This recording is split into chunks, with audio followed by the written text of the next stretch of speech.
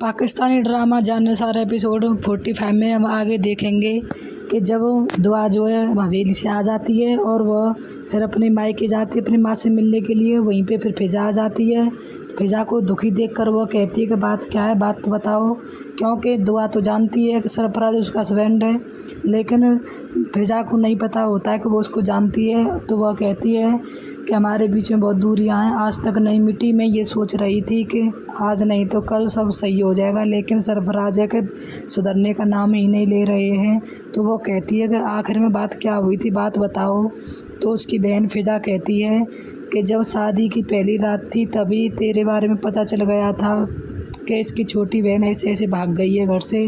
तो उसी दिन से लेके आज तक मुझे उसी बात पर टोंट कसते हैं और बात बात पर मुझे नीचा दिखाते हैं, बात बात पर गुस्सा करते हैं। तो ये सब जब दुआ सुनती है तो दुआ कहती है कि जब उन्होंने मुझे देखा ही नहीं है, तुम में कोई वो नहीं है, तो फिर तुम्हें से वो मेरे बारे में क्यों कहते हैं, और वो तो मुझे जानते ही नहीं हैं। तो वो कहती है कि जानते नहीं है, लेकिन तुम मेरी बहन हो तो ऐसे बोलते हैं कि जैसी उसकी छोटी बहन थी वैसी ही है।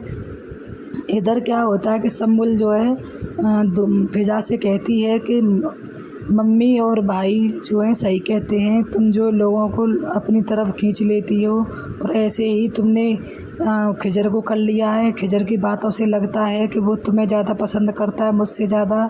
इसीलिए मैं आपसे कह रही हूँ कि मेरे और खिजर के मामले में ना पड़ना, और हाँ दूसरी बात, खिजर से दूर ही रहना, क्योंकि उनके आगे मैं खुद नहीं चाहती कि तुम जाओ और फिर वो मुझसे तुम्हारे बारे में कोई फालतू बात करें, मुझे पसंद नहीं है।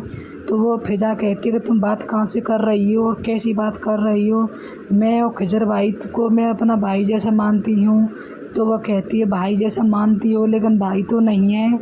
ये फिजा सुनती है तो उसको फिर अच्छा नहीं लगता है, बहुत परेशान हो जाती है वह। और सरफराज जो है वह ऐसा ही रहता है, डेट का डेट वह कभी नहीं बदलता है। फिर जब दुआ जो है अपने जाफिर से कहती है कि सरफराज का पता लगाओ, ये कहाँ है, कहाँ काम करता है, कैसे करता है। तो जाफ़र कहता है कि बीबी जान ये जो है हमारे साहब के ऑफिस में काम करता है और बहुत ही बदतमीज़ किस्म का है। इसको साहब जो है निकालने वाले थे, लेकिन ये निकाला नहीं क्योंकि इसने अपनी मजबूरियां बताई थी। तो उस ऑफिस में जो है दुआ जाती है, वहाँ पे ये बैठा होता है। इसको देखकर वह खड़ा हो जाता है और कहता है कि तुम यहाँ क्या कर रही हो। तो वो कहती है जहाँ तुम बैठे हो मैं मिसेज गजनबी हूँ।